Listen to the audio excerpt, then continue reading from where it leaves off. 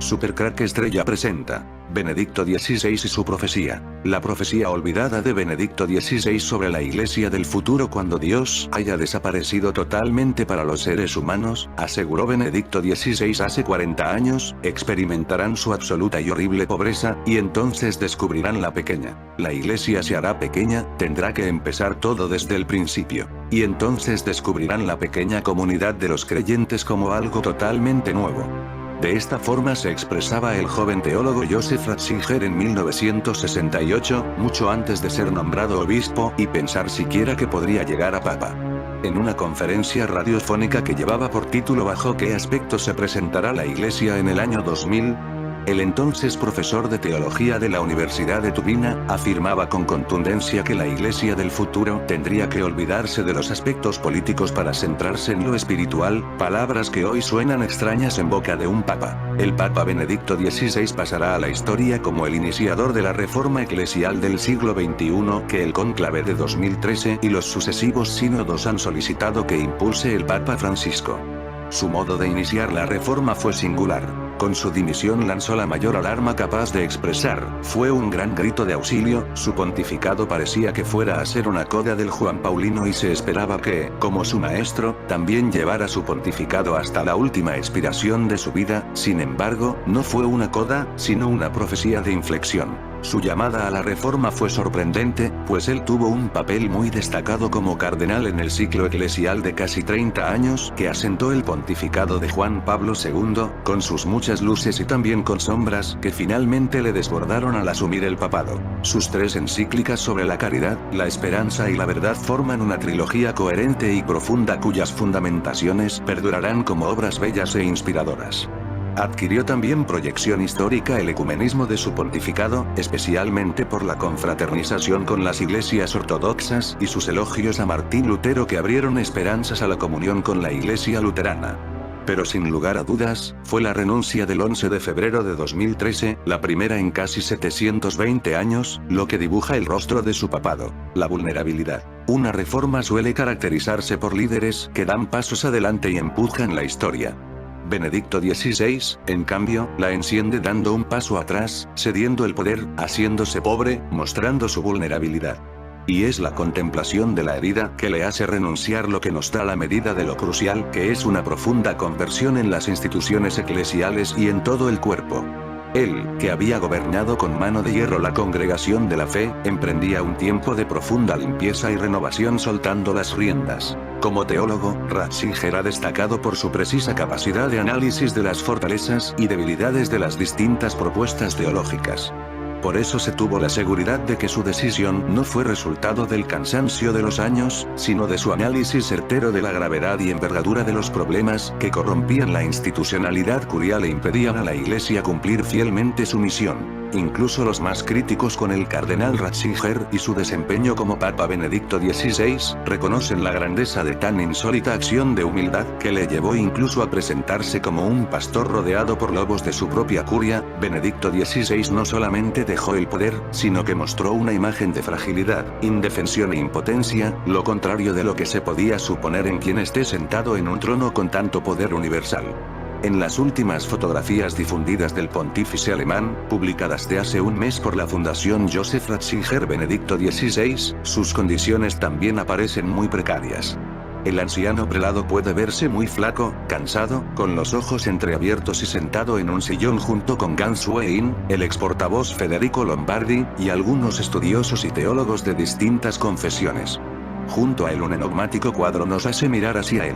Junto a él en el cuadro aparece un ángel un tanto extraño, la verdad muy extraño y misterioso, no menos misterioso que la mujer que está sentado junto a él vestida de negro. El ángel del cuadro parece tener solo medio cuerpo, es como si estuviera metido en algo, quizás una botella, como las que usó el rey Salomón para meter a los demonios. Algunos de los personajes del cuadro parecen ser los mismos que están junto a él fuera del cuadro posando. El Papa parece tener un reloj Casio, un reloj con una historia detrás de viajeros del tiempo. La mujer sentada junto al Papa en vez de una cruz, tiene una especie de amuleto. En el cuadro aparece el Vaticano en un lugar que parece estar rodeado de agua. Quizás una visión del futuro. El aspecto de la mujer del cuadro parte de atrás es bastante siniestro. Joseph Ratzinger, nacido en Marktlamin, en Baviera, el 16 de abril de 1927. Joseph Ratzinger nació el sábado santo del año de 1927 y fue bautizado el mismo día.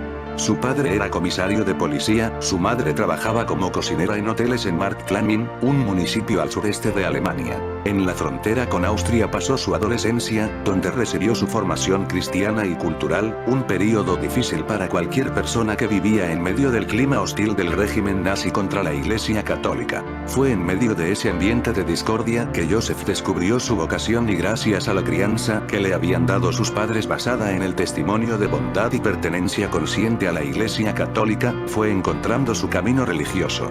Después de haber participado en la Segunda Guerra Mundial en los servicios antiaéreos alemanes, Ratzinger estudió filosofía y teología entre 1946 y 1951 en la Escuela Superior de Filosofía y Teología de Freising. ¿Recordáis el cuadro donde aparece el Vaticano rodeado de agua? Pues bien, cuando preguntaban a Sor Lucía por el contenido del tercer secreto, respondía sencillamente: está en el Evangelio y en el Apocalipsis. Leedlos. Recopilación de cartas por P. Sebastião Martins dos Reis, historiador de Fátima, 1913-1984. Sentí mi espíritu inundado por un misterio de luz que es Dios, y en él vi y oí la punta de una lanza como una llama que se separaba de ella, tocaba el eje de la tierra y lo hacía temblar. Montañas, ciudades y aldeas fueron enterradas junto con sus habitantes. El mar, los ríos y las nubes se salieron de sus confines, e inundaron y arrastraron consigo en un remolino las casas y las personas en tal cantidad que no se puede contar. Es el mundo purificándose del pecado en que está inmerso. El odio y la ambición provocan la destructiva guerra. Visión de Sor Lucía el 3, y, 1944. Un camino sobo olar de María, un camino bajo los ojos de María. Edisoes Carmelo, Coimbra 2012. Se engañaría a sí mismo el que piense que la misión profética de Fátima está concluida. Benedicto XVI ante medio millón de peregrinos el 13 de mayo de 2010 en Fátima. Reconsideración sobre el tercer secreto. Cardenal Sodano. Oficialmente, el tercer secreto de Fátima es la visión relatada por Lucía, tal como la escribió en las 4 caras de una cuartilla doblada por la mitad, y que puede sintetizarse en el martirio de un obispo vestido de blanco. Fue hecha pública el 13 de mayo del 2000, durante el papado de Juan Pablo II, por su secretario de Estado Cardenal Sodano, 1991-2006, quien explicó que correspondía al atentado que sufrió ese mismo papa el 13 de mayo de 1989. El cardenal Joseph Ratzinger, futuro Benedicto XVI, publicó un comentario teológico en el que afirmó: una lectura atenta del texto puede resultar decepcionante o sorprendente después de todas las especulaciones que ha suscitado. No se revela ningún gran misterio, ni se revela el futuro. Punto. Por cierto, el martirio de la visión de Fátima hay que decir que casi coincide con la que tuvo el Papa San Pío X en 1909. He tenido una visión terrible, relató. No sé si seré yo uno de mis sucesores, pero vi a un papa huyendo de Roma entre los cadáveres de sus hermanos. Él se refugiará de incógnito en alguna parte y después de breve tiempo morirá una muerte cruel. El portal One Peter Five publicó el 15 de mayo de 2016 que, poco después de la explicación de Sodano, el cardenal Ratzinger le confió a su amigo y compatriota el padre Ingo Dollinger, hijo espiritual del padre Pío, quien era su confesor, que todavía había una parte, Wirklich das Noche Duas, del secreto de Fátima que no se había hecho pública. También le dijo que la parte revelada del secreto es auténtica y que la no publicada habla de un mal concilio y una mala misa. El trabajo estaba firmado por la alemana Maike Ibson, doctora en Historia y Literatura francesa. En el año 2001 la hermana Lucía declaró en público que lo dicho por Sodano era el completo texto del secreto y que la interpretación era la correcta, algo que la Lucía de los años 40 del pasado siglo, que recordaba firmemente la taxativa orden de Nuestra Señora respecto a que se abrieran los sobres en 1960, difícilmente hubiera hecho. Lo que de nuevo nos trae a la memoria las dudas de muchos sobre las clamorosas discrepancias entre la Lucía de edad madura y la anciana de este siglo, tanto faciales, ojos, nariz, pómulos, labios, dentadura y mentón, de caligrafía, y contenido del mensaje. Según el estudio de Speaking Forensic Laboratories, las dos Lucías escriben distinto la G, la H, la M y las S, así como el encabezamiento JMJ, Jesús, María y José. Conviene recordar que el cardenal Ratzinger dijo, el año 2003 en el canal EUN de Madre Angélica, que la interpretación del secreto podría ser distinta de la ofrecida por Sodano y referirse a un acontecimiento futuro de la Iglesia.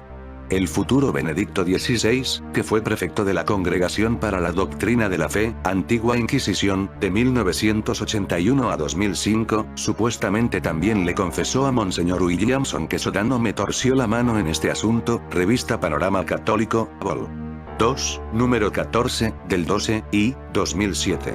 En Fátima en mayo de 2010, Benedicto XVI señaló, en 2 ocasiones, que el secreto puede tener más bien un significado de futuro. La interpretación del cardenal Sodano apenas convenció a algunas personas, aumentándose las dudas de las demás tras las explicaciones, alambicadas y llenas de contradicciones, del cardenal Bertonet, 2006-2013, entre las que cabe destacar la exhibición pública de los sobres que envió Lucía con el secreto. Un resumen se expone a continuación. En mayo de 2016 un comunicado de la Santa Sede, Federico Lombardi, de la Oficina de Prensa del Vaticano, dijo que, supuestamente, el Papa emérito Benedicto XVI desmentía la antes citada conversación con el Pedollinger y declaraba que fue completa la publicación del tercer secreto de Fátima que hizo el cardenal Sodano. Aquel mismo día Dollinger le confirmó a la doctora Ixon la verdad de la entrevista. Pero, además, Gottfried Kiniger, íntimo amigo de Dollinger, textualmente manifestó en la Katholisches.info el 17 de enero de 2017 que Ratzinger le dijo, "Was wir veröffentlicht haben, ist nicht das ganze Geheimnis, es ist uns aufgetragen worden", es decir, lo que hemos publicado no es todo el secreto, nos dieron instrucciones para hacerlo para no publicarlo. Dollinger murió en junio de 2017 sin cambiar su versión. ¿No son dolorosamente contradictorias las posturas, reales o falsas, de Joseph Ratzinger de los años 2000, 2003, 2010 y 2016? ¿No son escandalosas las de otros muchos príncipes de la Iglesia? ¿Qué se sabe del cuarto secreto? Ante ese panorama, conviene sintetizar qué se sabe con suficiente certeza, para pasar a vislumbrar qué es lo que aún se desconoce. Seguiré un orden fundamentalmente cronológico, pues considero que así se aumenta la percepción de retorcido tratamiento que se ha dado las apariciones. El tercer secreto debía ser terrible puesto que Sor Lucía necesitó mucho tiempo y la explícita autorización de Nuestra Señora para escribirlo en 1943. El 2 de septiembre de 1952, el padre Joseph Schweigel SJ se entrevistó con Lucía en Coimbra por orden de Pío XII. Al regresar a Roma contó que el tercer secreto consta de 2 partes. Una de ellas cuyo contenido no podía divulgar, manifestando que, lógicamente, debía ser el texto que siguiera al en Portugal, se conservará siempre el dogma de la fe, etc. El cardenal Ottaviani, que fue prefecto del Santo Oficio con Pío XII, Juan XXIII y parte del pontificado de Pablo VI, interrogó a Lucía sobre el secreto en 1955, manifestando que ella había escrito en una hoja lo que la Virgen le dijo. Lo hizo el 11 de febrero de 1967, durante una conferencia de prensa, con ocasión de una reunión de la Pontificia Academia Mariana en Roma. Recordemos que, en la posterior entrevista del P. Agustín Fuentes, el 26 de diciembre de 1957, la vidente dijo, Dios va a castigar al mundo y lo va a castigar de una manera tremenda. Muchas naciones de la tierra desaparecerán sobre la faz de la misma, Rusia sería el instrumento del castigo, el demonio está librando una batalla decisiva, está tratando de ganar a las almas consagradas a Dios. Nada de eso está recogido en la versión oficial del secreto, Santuario de Fátima. Al aproximarse el año 1960, la curia romana ordenó al nuncio en Portugal que retirara la custodia al obispo de Leiria Fátima y llevara al Vaticano el secreto, los cuadernos de Sor Lucía y las fotocopias de todos sus escritos conservadas en la Cancillería de Leiria, cosa que hizo Monseñor Sento el 16 de marzo de 1957, llevándolos a Roma el mes siguiente, pero antes de su entrega Monseñor Joao Pereira Venancio, obispo auxiliar de Leiria Fátima, mirando al trasluz el sobrelacrado del secreto, 12-18 centímetros, comprobó contenía una hoja normal de papel, con márgenes de 7 milímetros, en la que había escritas unas 25 líneas de texto. El cardenal Alfredo Ottaviani, quien vio el secreto cuanto Juan XXIII lo abrió en agosto de 1959, confirmó después que estaba escrito en una única hoja de papel y que su extensión era de 25 líneas. El arzobispo Capovilla, secretario personal de J23 y presente en la apertura, añadió que estaba escrito en un portugués dialectal, por lo que el Papa necesitó de un traductor, cosa que no ocurrió en 1960 con el contenido de otro sobre el lacrado del secreto. Todo ello confirma que hay dos sobres y dos textos, y que el texto en portugués desvelado el año 2000 es más largo, 4 caras y 62 líneas, y comprensible que el aún por desvelar. ¿Han oído hablar de la profecía de Nostradamus del Papa Negro y el Apocalipsis?